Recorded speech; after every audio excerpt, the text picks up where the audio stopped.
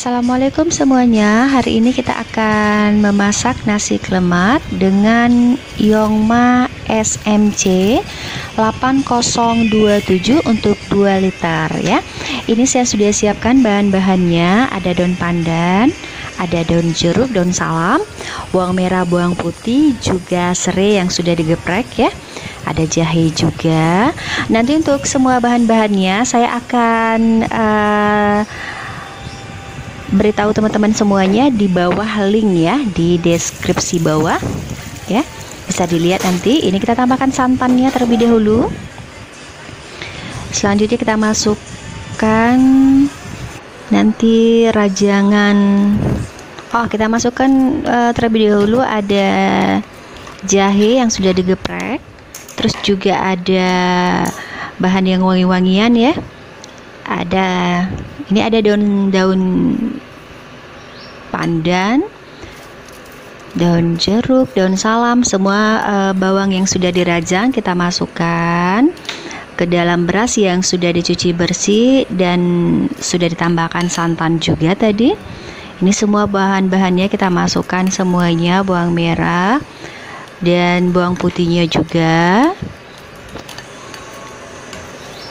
Kita aduk ya semuanya, jangan lupa ditambahkan sedikit garam menurut selera ya, menurut selera keasinannya, rasanya juga boleh ditambahkan. Selanjutnya kita akan memasak. Ini dia Yongma SMC 8027 untuk 2 liter ya. Ini sudah kita buka, kita akan masukkan beras ya, beras yang sudah kita bumbuin.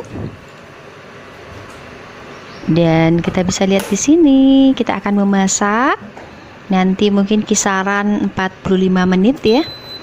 Ini dia, kita siap menekan tombol kuning ya, kita start saja dan ini sudah jalan. Bisa dilihat semuanya, tombol yang merah, yang kuning sudah kita tekan dan sudah nyala, dan ini yang merahnya sudah jalan ya. Ini berarti sudah proses pemasakan ya. Nanti kita tunggu. Ini dia nasi lemaknya sudah